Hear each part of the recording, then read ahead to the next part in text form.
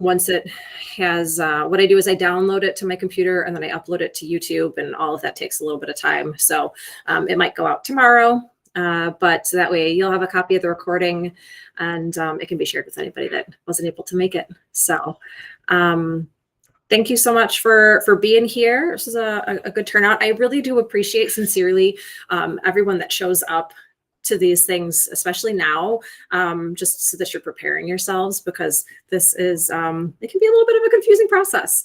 And so everything that you're doing to make yourselves more aware, more educated, makes it a lot easier on you, but also on me. As you all know, I'm one counselor.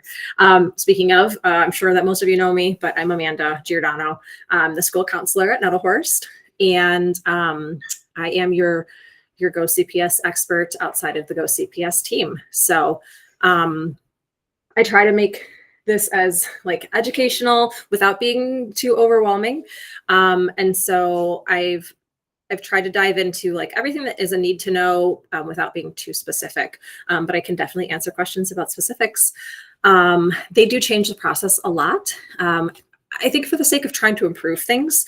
So if you were familiar with the process before, there might be some stuff that sounds a little bit different to you now. And things might be a little bit different by the time your child is ready to apply. So let's just jump into the way things look now. So we're going to cover some basics. Go CPS is the platform that you will use to apply.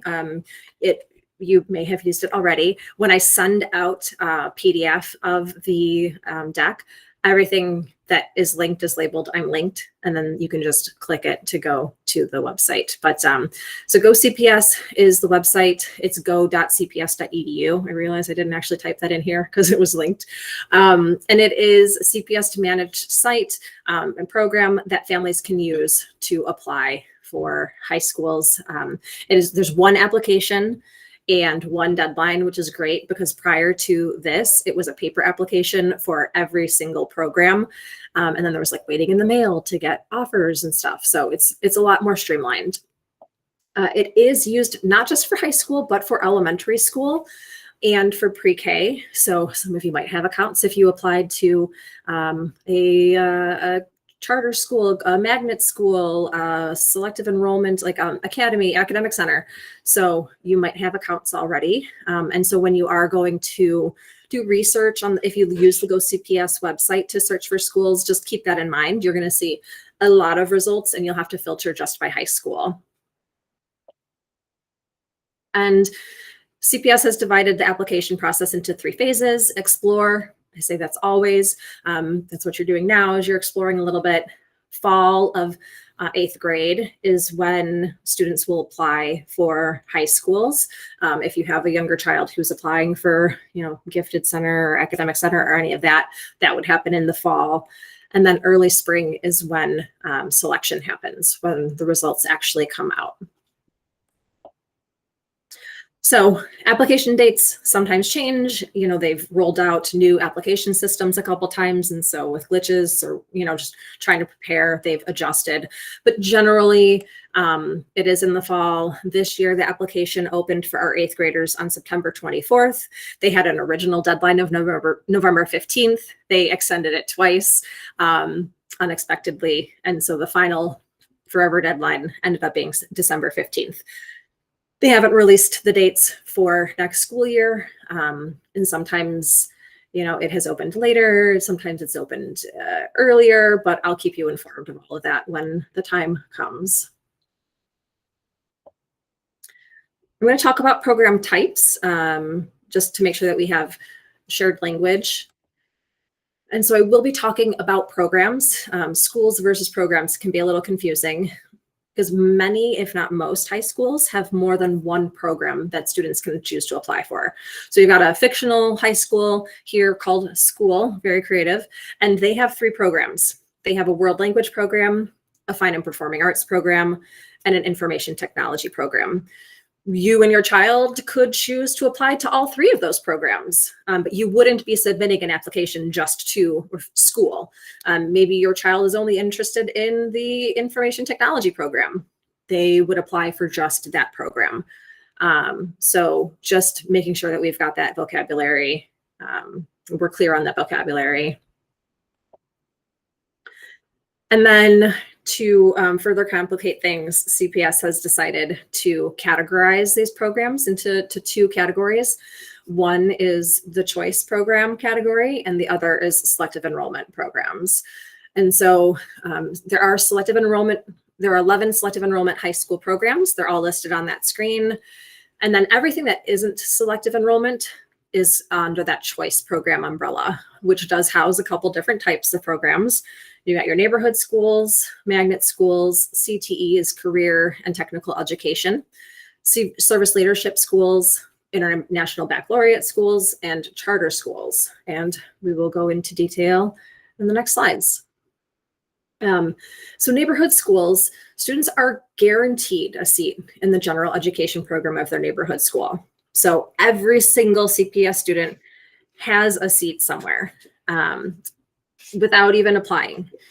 And we do encourage families to include it on the application. It just makes my life easier to know that you haven't forgotten about applying, that you do intend to just go to your neighborhood school. But even if you don't put it on there, your child's still guaranteed a seat in their general education program. Trying to find the arrows on my new keyboard. Every single neighborhood, like I said, has a high school that automatically accepts students. Many neighborhood schools do have other programs in addition to the general education program. And some neighborhood schools allowed non-neighborhood students to apply for a seat in the general education program. I'm going to talk about all the different types of programs in a little bit, so that'll start to make more sense. So, neighborhood school, do you need to apply? Not for their general education program. If that neighborhood school has other programs, you can look online or ask me. How are students selected? So again, students are guaranteed seats in the general education program there.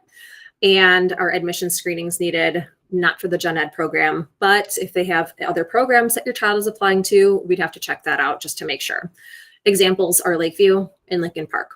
Lakeview is just a neighborhood school, and I hate saying the word just, but is only a neighborhood school. But Lincoln Park does have multiple programs there. And I will highlight some of those later in like future slides. International Baccalaureate Diploma Program. IB, International Baccalaureate, IB for short, is an educational program that's used globally. And it is the same curriculum no matter what country you're in. And its aim really is to develop students who are inquisitive, who are knowledgeable, who are caring, who are have a community orientation. They really focus on leadership and looking at how different disciplines kind of overlap and work together.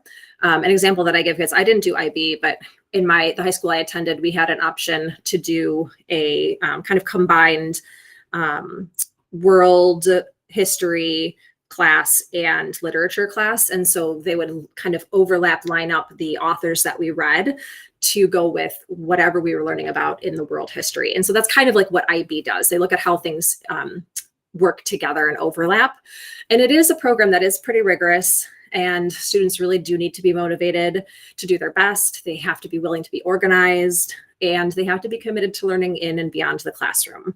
I am not an expert in the IB diploma program. I've linked some extra resources there for you. To further complicate it, there are IB programs that aren't diploma programs, but this slide specifically is for the International Baccalaureate Diploma Program, which is a specific type of program that students can apply for. Do you need to apply for those programs? Yes. So even if it is at your neighborhood school, you do need to apply for that no matter what, even if you're a neighborhood student. Our attendance boundaries used. Some neighborhood schools do give students in their neighborhood boundaries 50 bonus points towards selection. So for Lincoln Park, that's true. So if Lincoln Park is your neighborhood high school, you do need to apply for their IB diploma program, but you get 50 bonus points because students are selected for IB diploma programs based on points from academic achievement. And then are additional screenings needed for that? No, there's nothing extra. There used to be information sessions that you had to attend, and that's no longer the case. So Lincoln Park does have an IB program, Amundsen as well, and Sun. So the service leadership academies are unique high schools that do prepare students for college and careers. Sometimes kids will be like, "Oh, I don't want to go in the military." Like, why would I go there? It isn't just a military theme. They are college prep schools. The difference is that students do have a chance to take part in lots of leadership opportunities and co-curricular activities. They have JROTC at these schools, and I didn't realize until last year just how much opportunity there is for students who participate in JROTC. They have lots of partnerships with companies that allow their kids to do internships and do tours and have lots of hands-on experiences. And there are lots and lots and lots of financial benefits for students who are in the JROTC program, lots of scholarships, and things like that. So even though these schools do have uniforms and they operate in a structured environment, they're really big on just developing leadership, and it is not intended to direct students towards a military career after high school. Do you need to apply for service leadership academies? Yes. Are attendance boundaries used at all? Nope. Students are selected based on points from academic achievement, and there are no more admission screenings needed. They used to have in another information session that you had to attend and essays that you had to write, and that's not the case anymore. We have had a student attend Rickover Naval Academy, but there are several other, actually I need to add to this, the Air Force Academy. We have a student who is attending there currently. Career and Technical Education, CTE, are programs that offer students hands-on experience and training in a chosen industry.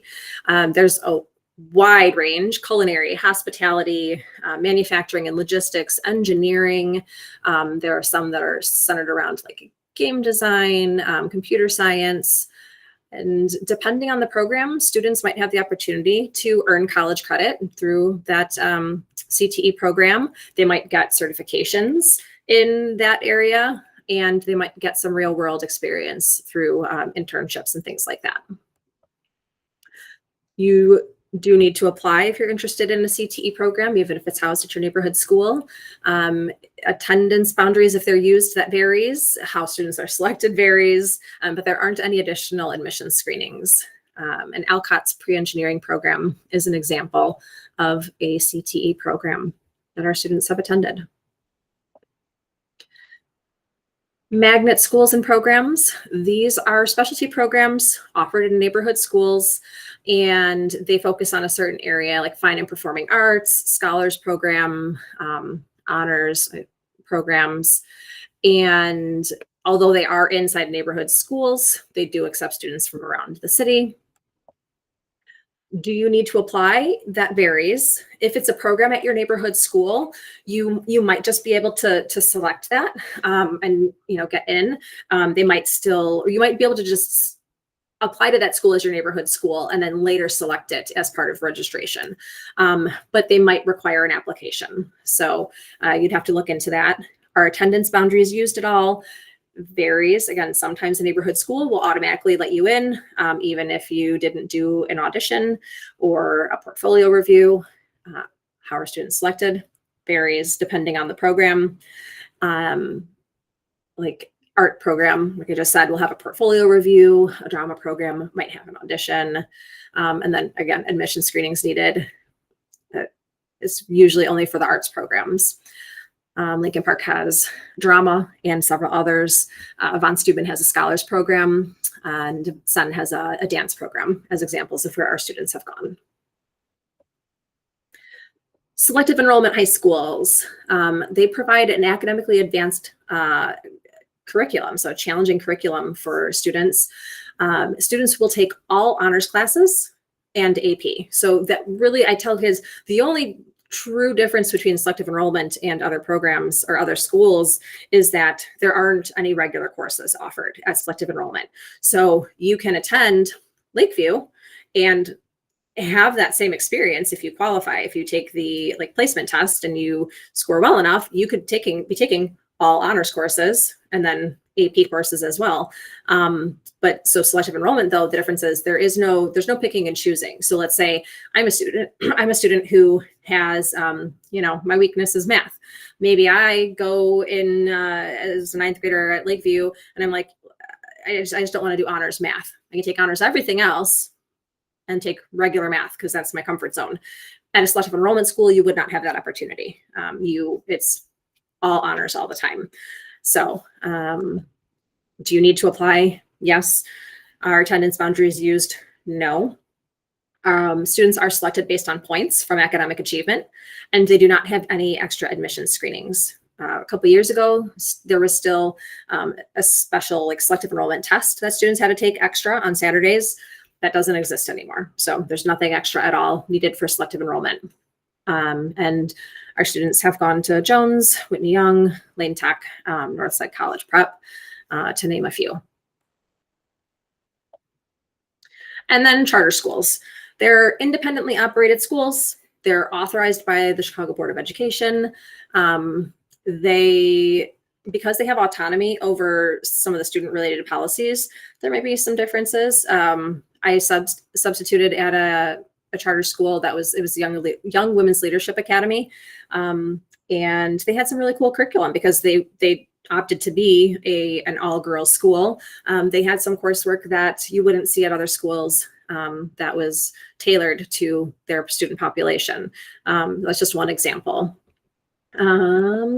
You do need to apply. A lot of things vary here.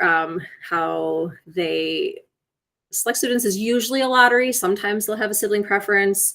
They don't usually use attendance boundaries. And we've had several students attend different Noble academies.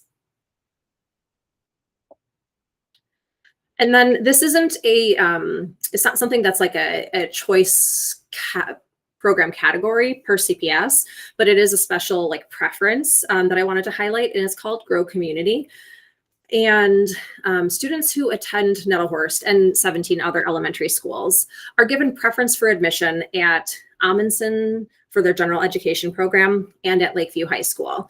The goal was to kind of create a pipeline, a neighborhood or community school pipeline to encourage students to go to some of our really great neighborhood schools. And so even if a student is not in the neighborhood boundary for Amundsen or Lakeview, they are given a priority, a preference for admission because they attend Nettlehurst. The only catch is that if they are not your neighborhood school and you're interested, you do have to apply. So neighborhood school, you can get in, they'll offer you a seat even if you don't apply. This is not the same thing. So if, let's say, your student got into Nettlehurst through Go CPS, they don't live in Lakeview and they are interested in Amundsen High School, or they're interested in Lakeview High School, they have to put it on their Go CPS application in order to get that admission preference, priority. So, and it's not a guarantee for admission. The attendance has skyrocketed at both schools. And so they can't, at first it was a guarantee. But that being said, I haven't seen any of our students not receive an offer when they should have, right? If it was the next thing on their list of ranked schools, they were never just passed over and put on a wait list. So it's been still a pretty good, next to a guarantee for our kids. Okay, I'm going to pause there for questions. Let me look at my little Q&A section here. No questions there. And you're welcome to come off mute if you have something for me. Got a lot more to get through though, so you can always ask later. Okay. Application overview. As part of the application process, you can no test for selective enrollment. Nope, nothing extra for them whatsoever. So you can select up to 20 choice programs and 6 selective enrollment programs. Rank those programs in your order of preference, with your most favorite listed at 1 and your least favorite at, whatever, 13, whatever the lowest number on your list is. And then you'll receive a single best offer to the things in each category. So here's a little, try to break it down. I'm a visual person. So choice programs, you can list up to 20 programs in your application. You're going to rank those 1 through 20. And then you might receive a single best offer if you're qualified and seats are available. Same time, you are going to do selective enrollment programs. You can list up to 6 of the 11 selective enrollment programs. You are going to rank those from your most favorite to your least favorite, and then possibly get one offer, a single best offer, if you're qualified and there are still seats available. Well, your child, I should say. The CPS does work on this single best offer system. It used to be that students would receive via mail, snail mail, all of these different letters, and they might have several offers, and then they had to pick through them and reply back. Now it is a single best offer. And I'm going to show you what that means, what that looks like. At the end of the day, you can receive up to 3 offers. One of them is your neighborhood school. It's a guaranteed seat. Even if you did not list it on the application, you are going to receive an offer for that in the GoCPS portal. Then you, from your choice programs, this fake person applied to 3, you might get 1 offer from choice.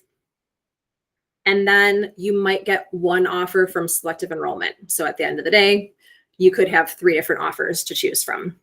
As I mentioned, offers are released in the spring. There's a waitlist process that starts soon after an accept decline deadline. I'll talk about waitlists some more in a little bit. So selection process for choice programs. How does that all work?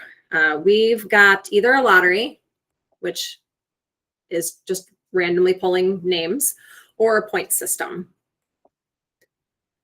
And then there are also some other factors, some priority preferences. So siblings, some choice programs have a sibling preference, where if there's a sibling that is going to be attending while the applicant will be in high school, they have some seats set aside for those instances. Some choice programs offer a staff preference. It's only 2 seats that I've seen. Sometimes proximity, overlay is a confusing one. The one that I know the best is Jones. They have a CTE law program, and they choose kids first. It's not a neighborhood, because neighborhoods are guaranteed, right? Neighborhood schools or neighborhood programs are guarantees. But this overlay is, they look at, okay, they say these are like neighborhood, or the boundaries that we're looking for students first, and they fill their seats that way. And I did link to the maps to programs that have an overlay priority. Attendance area, that would be like the 50 bonus points that neighborhood students get for IB programs. Elementary preference, that would be that grow community. Continuing enrollment does not apply because we don't feed right into a high school. And tier, I looked, and only 5 magnet high schools actually use tier. So not common at all for choice programs to use tier. I'm going to talk about tier more in detail when I get to the selective enrollment. Yeah, Jacob, it is totally possible that a student will only receive an offer from their neighborhood school. And no extra test for selective enrollment or anything, and no extra tests. I'll get to the test in a bit. So when it comes to points, I don't need to explain lottery, because lottery is straightforward. Right? It's just random. Sorry, I'm going to close my window because I think we're done setting off the smoke alarm from the pizza, and I'm getting chilly. So point system, the points do come from the CPS high school admissions exam, final 7th grade grades. I'm going to answer your question about what that means in a second. That geographical preference, that's those 50 bonus points that students can get if they're a neighborhood student applying to certain programs. And then potentially any admission screenings. And that's usually separate. It's not usually a lumped in. If a school is admitting based on admission screenings, that's for those arts programs, portfolio reviews for art, or an audition for drama or music. that's generally the only points that they're looking at. They're not looking at the others. But when in doubt, look up online or reach out to me to see. Lottery. Not going to explain it to you in too much of detail here. Double. All right. Selective enrollment programs, they do use a point system that uses 7th grade grades and the CPS high school admissions exam. So the only places that the points come from. And they layer in a tier system. They have this CPS every year.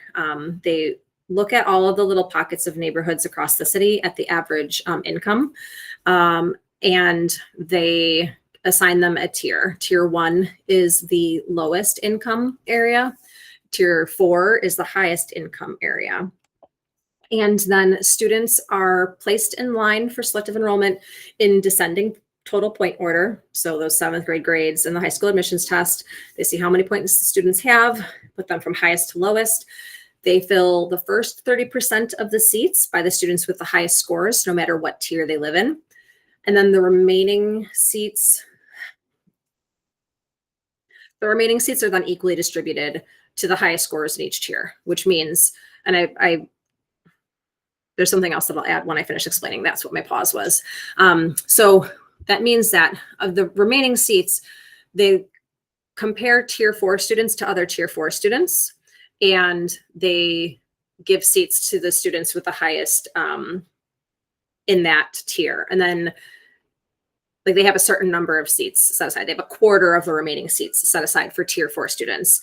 And then they take the ones that have the highest scores from tier 4. And so tier 2 students are competing with other tier 2 students for their quarter of the remaining seats. That way, tier 1 students and tier 4 students aren't competing for the same seats.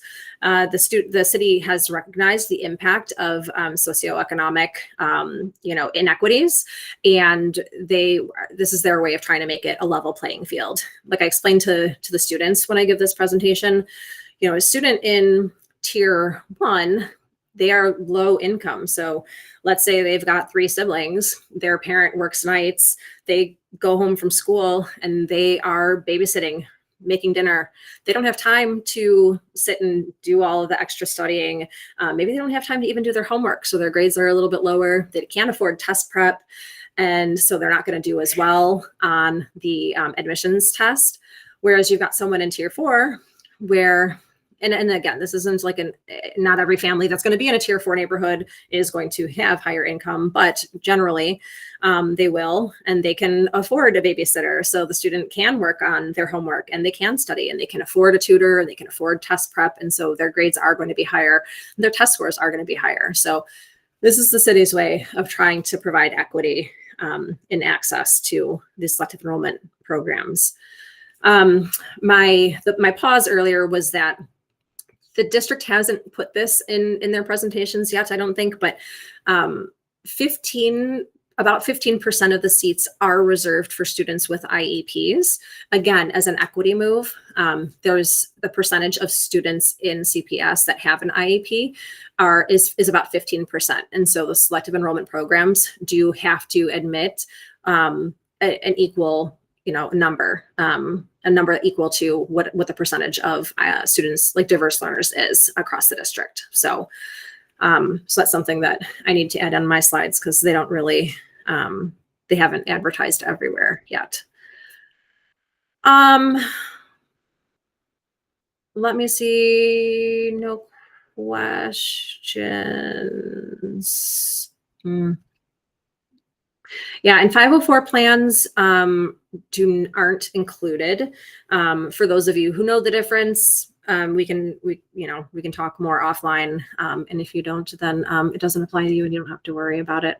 I don't remember what the next slide is off the top of my head. I'll just keep going before I ask about questions. So the points and this is selective enrollment programs, but this is also any choice program that uses academics. It's a 900 point system. Half of the points come from the final 7th grade grades, and half of the points come from the high school admissions exam. CPS really loves to confuse people. They refer to it in lots of their materials as the high school admissions exam, and they also refer to it as the high school admissions test, and they are the same thing. So there aren't two tests. It's just inconsistency in CPS naming things. So those final 7th grade grades, it is only the core subjects that are used: reading, math, science, social science.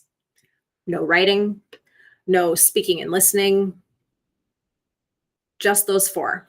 And you can see the points that they assign to each letter grade on the bottom left corner.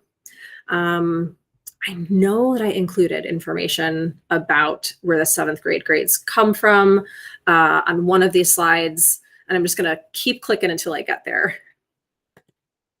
Hey, oh, we did it.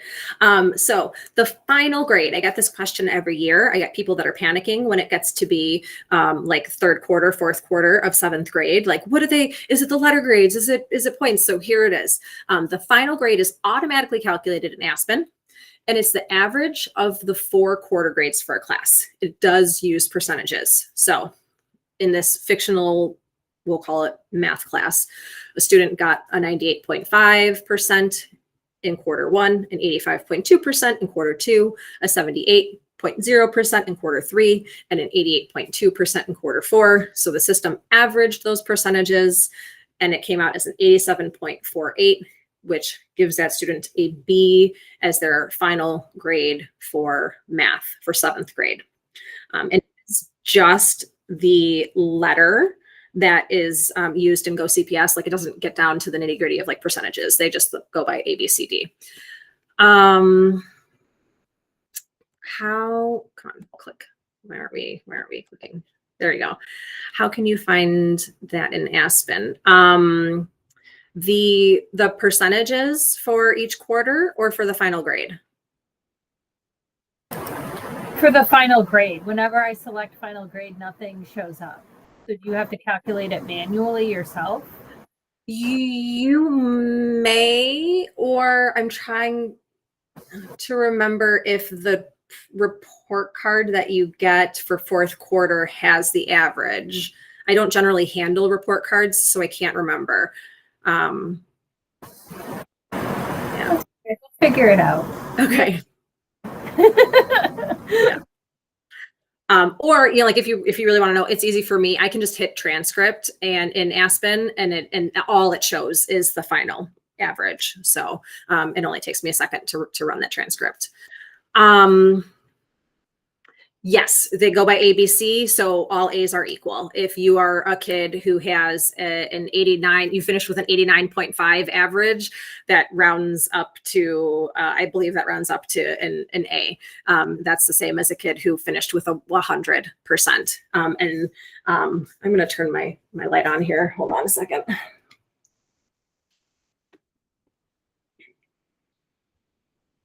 And so if you're a parent of a child who is a perfectionist and causes themselves a great deal of distress by aiming for all 100s, because high school, you can reassure them an A is an A. You can afford to get a 92. Like, I don't encourage kids not to do their best, but I've seen the kids who are biting their nails down, who are staying up until 11:30 because high school, but they've never been anything but an A student, and they're just pushing themselves past their limits to make sure that they get a 98 just because they have to make sure. So an A is an A, a 90 is an A for your application.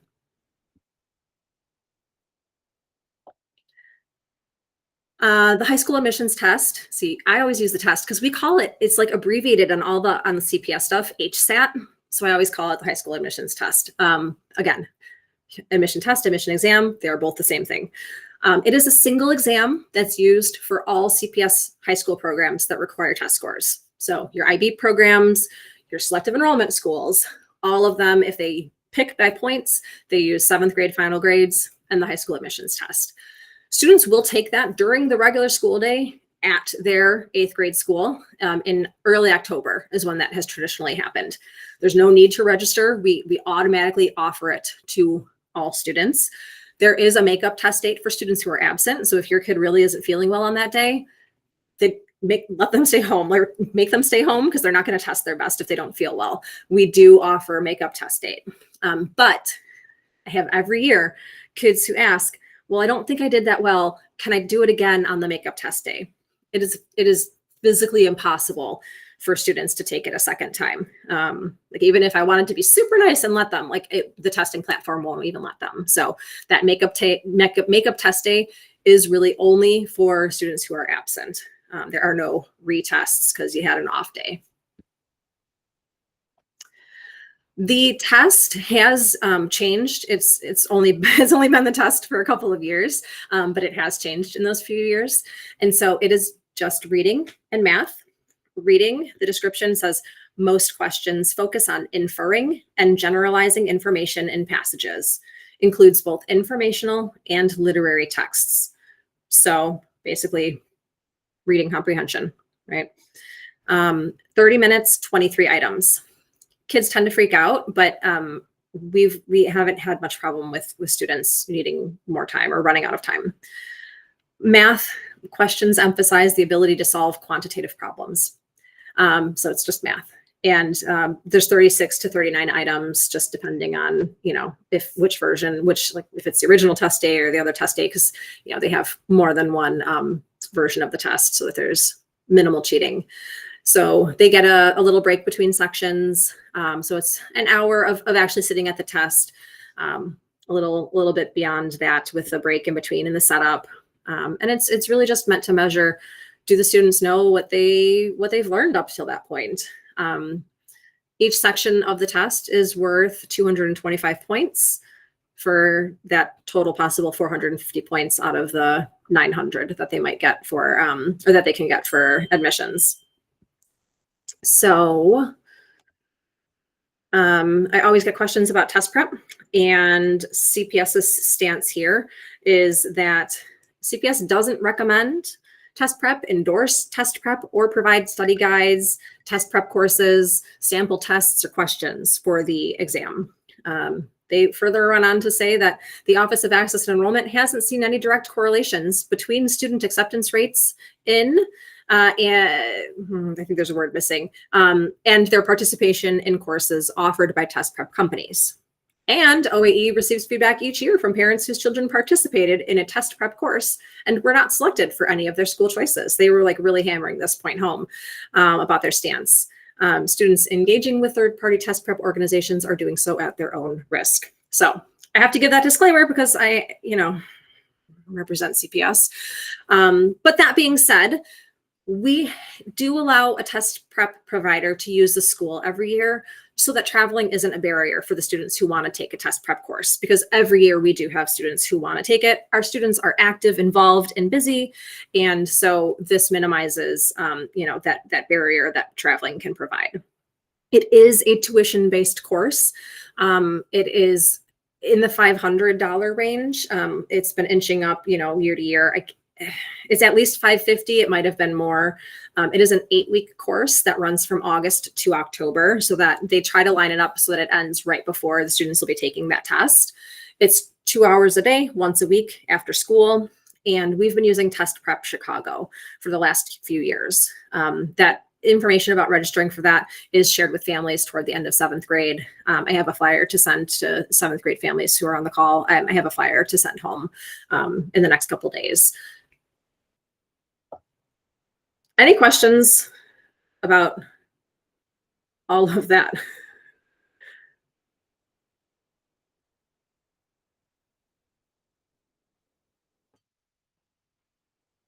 Okay, good. Use the chat. I don't think it needs to be stressful. CPS has made it super stressful because there's words and processes and points and calculations, but it's like at the end of the day, every kid has a guarantee. Lakeview, if it's your neighborhood school, it is for most of our students, is a really great school. I have had students I've had at least 2 that I can remember who have turned down offers for selective enrollment because they wanted to go to Lakeview so bad. And one is still there, one graduated and is at DePaul. I've run into them like out, we ran into her at the theater. She's at DePaul, she's doing super well. She got scholarships. Another student that helped restart the drama program at Lakeview. And so, it doesn't have to be stressful. We've got Amundsen as a priority preference. Our kids go there and love it. And they're an amazing school. The support that they offer everyone is incredible. So it doesn't have to be stressful if we can kind of try to keep stuff in perspective. So offers, as I mentioned, students are placed in line for each program based on the rules outlined in the program's admission process and priority preferences. So if your child has a sibling at a school, there's a sibling queue, and they will pull, the siblings at first and then mix everybody left over into a separate queue to see if they can get in that way. The system tries to place each student with their highest ranked program in each category: choice and selective enrollment. And all students are considered simultaneously. So I kept asking the Office of Access and Enrollment. I would call, I would email, I'd call and hope to get somebody different. And they finally came out and very clearly said that if you list a school 5th on your list, it doesn't make you less likely to get a seat. I mean, you'll see what I mean in a minute. I need to give you a visual. Again, I'm a visuals person. So here's an example. We've got Barack. Barack applied to 3 schools here. So school A has 6 available seats. I know, I'm just like on the spot, like gotta pick something. Barack. So school A, Barack applied, and they select students based on points. You can see from their 7th grade grades and that admissions test, and they have a geographical preference. So they have 6 seats available. Barack, in point order, was number 7. So Barack did not get a seat. Barack was then put on the wait list. Said, well, if other people give up their seats, we'll call you, we'll let you know. So then the system came down to B. And B is just a straight up lottery. That was the second one on Barack's list. Barack is still going to be happy if he gets an offer. They have, if Barack randomly gets selected, then that is Barack's single best offer. The system's like, great, you listed this number 2. You didn't get 1, but you got number 2, so you're happy. So it doesn't even run his 3rd ranked school or 3rd ranked program, because it was like, well, you're happy with your number 2. If you wanted school C, you would have put it as number 2 on your list, but you didn't. So we're done here. That's how issuing offers goes. So the ranking is important in that regard only. Barack did not have a worse chance at getting into school or program C because it was listed 3rd. It wasn't like they had already given away seats and then he was less likely. He was only less likely because he had 2 things that he could have gotten before it, right? I never know if I'm explaining that clearly. So to receive offers, they're posted in your Go CPS accounts. Once they're posted in there, you will get notices from me. You will get emails from CPS. You're not going to miss it. You get 3 weeks to accept or decline the offers. You can change that as much as you want to in that 3-week window. Let's say you go in and you're like, yeah, I do want the selective enrollment offer. And then next week you're like, actually, I decided the commute is terrible. You can switch it and select something from your choice category, as long as it's within that 3-week window. But after the deadline, you can't change anything. And you do have to accept an offer, because that's you telling them, yes, thank you very much. You'll see me in the fall. You don't just get an offer and then end up there. You have to physically go in. And I will not let you miss accepting something. I start to very politely stalk families. I neurotically check the acceptances and will start emailing. I'll start like popping up in your kids' classes, find them in the hall. So don't worry. You aren't going to miss out on that. Great question. Wonderful segue. So wait lists.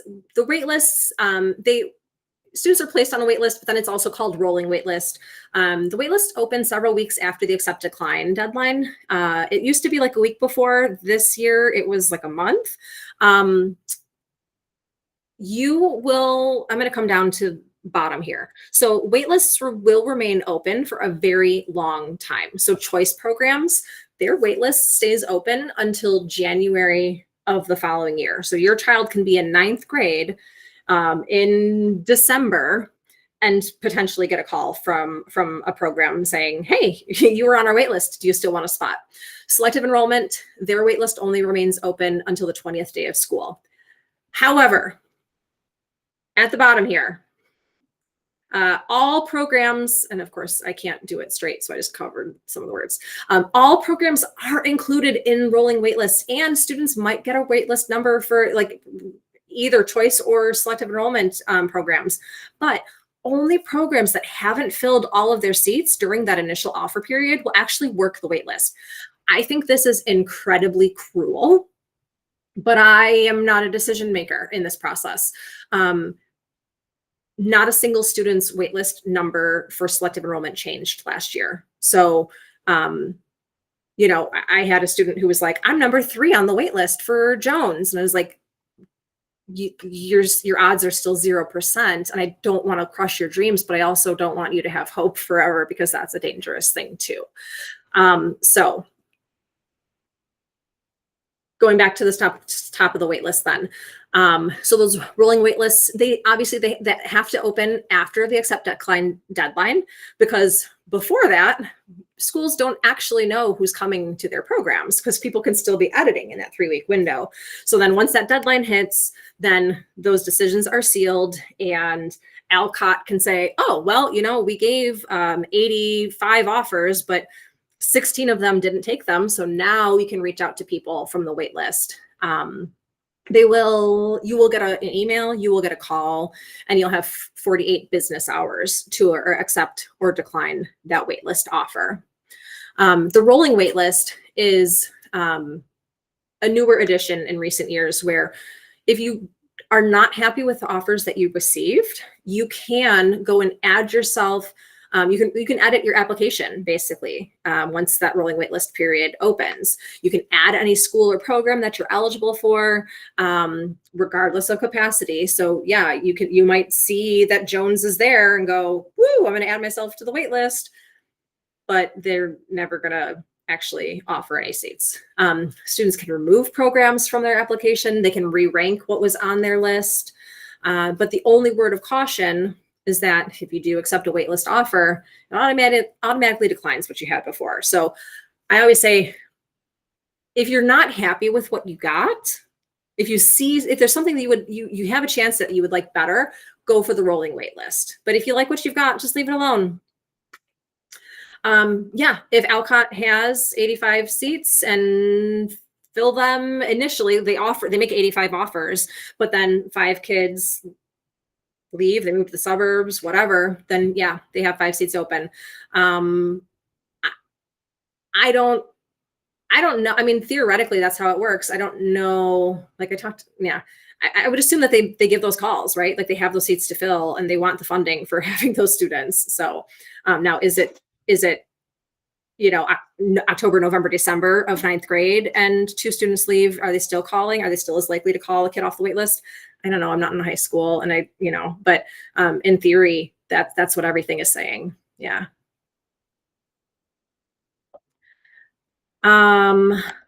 Principal discretion. Students who apply to a selective enrollment high school but don't receive the offer that they were hoping for are eligible to apply again through a principal discretion process. So that means maybe they applied for selective enrollment school and they didn't get any offers, or maybe they got an offer for what they ranked 3rd on their list, but they really, really, really want to try for what they had ranked number 1 on their list.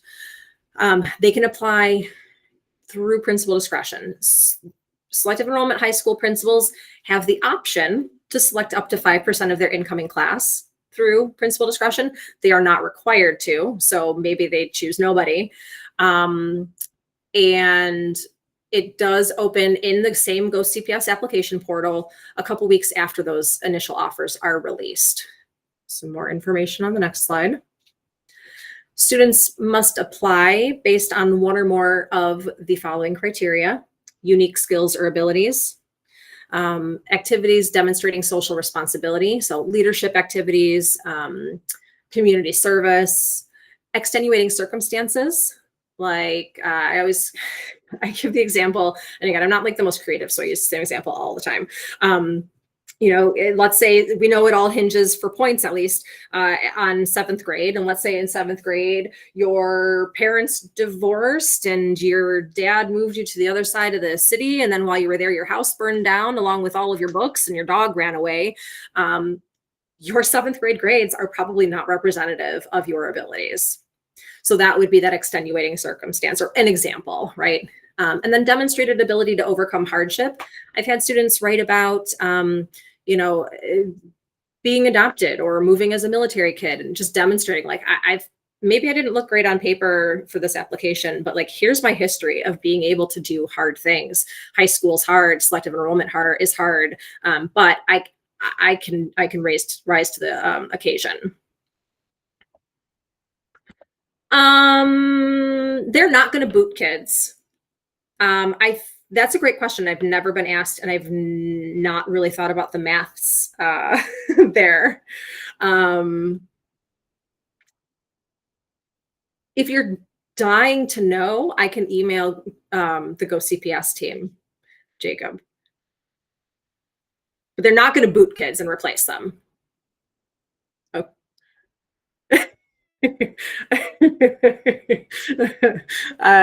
Oh gosh. I love that. I love that, Kyle.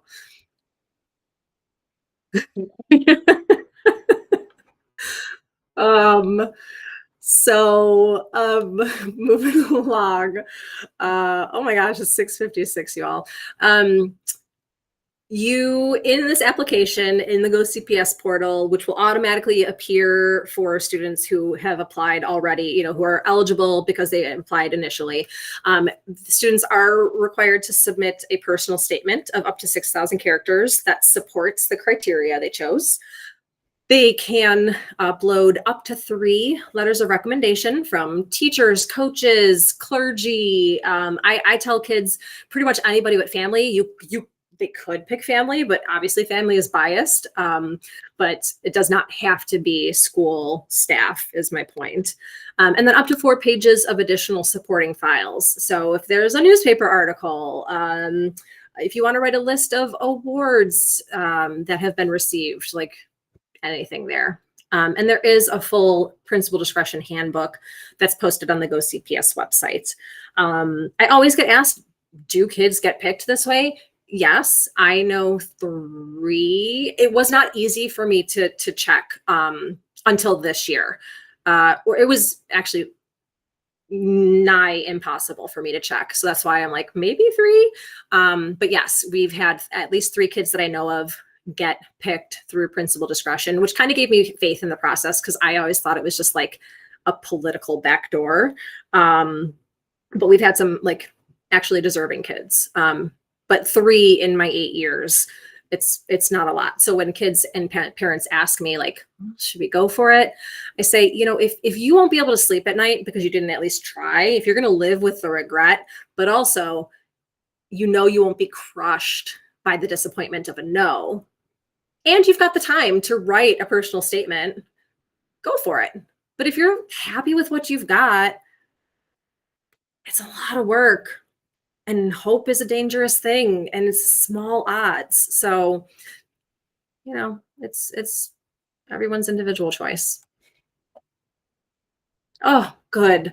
We're near the end. So what can you do now? Start thinking about what programs are a good fit for high school. Attend open house events each fall. It is not a big window from when school starts to when applications are due. And a lot of high schools have their open houses on the same days because there just are so many weekends in the month, right? Some schools do have tours, some don't. The schools that get a lot of kids aren't going to bend over backwards to make themselves available for families because they just don't need to. And it's all volunteer based, right? Like, they don't get paid. The staff doesn't get paid for being there on a Saturday morning, and it's a lot to arrange. So start going early so that you can make sure to get to the schools that you want to see. You can subscribe to the Go CPS mailing list so you get updates and news directly from Go CPS. I write a high school application newsletter. It's a running Google Doc newsletter. That way, the updates get to you and they're all in one place because I know it can be hard to find information. And so those are the things to do now. I do have resources for you. My Google site, if you're not aware, I have a Google site. You can get to it through the Nettlehorst website. If any of my emails, if you look at my signature, there's a visit my Google site link. There's a high school planning section. I've tried to curate all of the stuff from CPS because, again, like, they change their website like they change everything else to try to make it better, but then you just can't find things from year to year. So I try to dump everything in there. There's even some unique stuff. Like, I made a Go CPS point calculator so that you can do like a hypothetical. Okay, if we had A, B, A, and let's pretend like I want to use my Star 360 scores as my percentiles. Like, how many points would I have? So go check that out. It's linked in the deck. If you go to the Go CPS website, you can search for schools and programs there. And they do, this has been a good improvement. They do pretty clearly state what programs there are at each school and how to get in. And it links to their school profile page with information about how many students are there. It will also tell you, buried in there somewhere under admissions, how many offers each program gave, how many applicants they had, and how many offers they gave last year. You can filter because, again, it's not just high schools, it's also elementary and pre-K. So you've got tons and tons of filters that are shown here. And I forgot to show you what a school, no, that's just an extra page. I don't know what I did there. I gotta take that one out. The CPS school profile pages are helpful. That's the one where I said you can see how many students are there, how many offers, how many applicants, things like that. It looks a little different because they did give these pages an update, or a makeover. And this is like the stressful part of the process, right? Is that, like, you've got all these different places to go research stuff. Can't all be housed in one place. And then High School Bound, it is put together by the University of Chicago. So I do trust it. It's not like a random, like, third party. It's a trusted third party. I guess that's kind of random that they are involved, but it's like a nice to look at page where you can search by academic interests or clubs. The students do get a chance to use this. And I do a lesson on high school in every grade, 6th, 7th, and 8th. I think there's even 2 lessons in some grades. And so the kids are getting introduced to these ideas, to these resources. They start doing research on their own. And they have a spreadsheet that they make in, I think, 7th grade. And so they're getting this information too. If they say that they're not, then maybe they were just absent. I don't know. I'm not going to say that they're lying. Maybe they were absent. And then Office of Access and Enrollment is always available. You can call them, you can email them. Sometimes their response times are phenomenal. I won't knock them, but sometimes their answers can be a little lackluster. But I've had some really, really good experiences reaching out to them. It's like anything with customer service. Notifications for open houses. It is, I agree. It is hard. So CPS has tried to streamline it. It's such a big beast. But if you go to, I'm going to try to find it for you. If you go to cps.edu and you go to their calendar, you can, I can't remember which one this is. No, it must be Go CPS. So filter calendars, and I believe it is the Go CPS. I doubt anything. Maybe I'll be surprised. There are no events to display. Yeah. But I think that is how you do it. But the schools have to email their information to the Go CPS team to get it inputted. However, a project that I started in response to this conundrum was, let me come over here. This is my website under high school planning.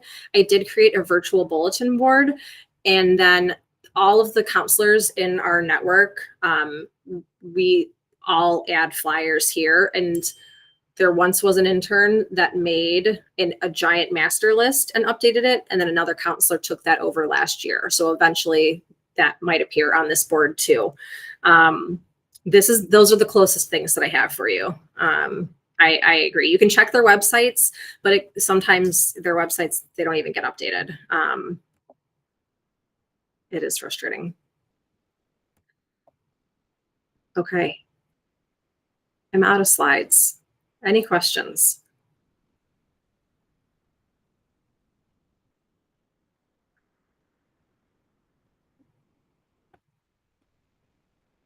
Hi.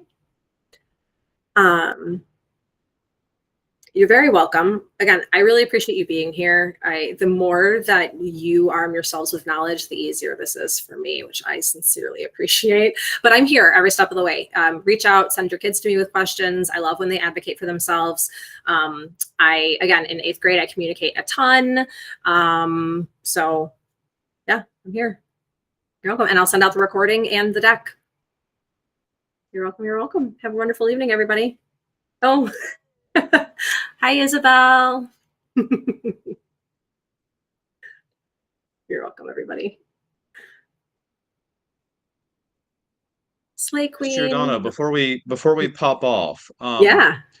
One quick question, and it's obviously a long shot because everything's competitive, but Iggy's quite good at baseball, and I know he hopes to play high school baseball. For teams that have baseball teams, is that something that you, similar to theater or dance, that you would audition for to go there, or do they only pick from their student population? They pick from their student population, but I know a student who got in, if Iggy's thinking about selective enrollment at all, I know a student who I believe got in through principal discretion based on sports. That's what I wondered, if that was the case where you could make the argument that, like, I'm a really good left fielder and you need a left fielder. So yeah, okay, cool.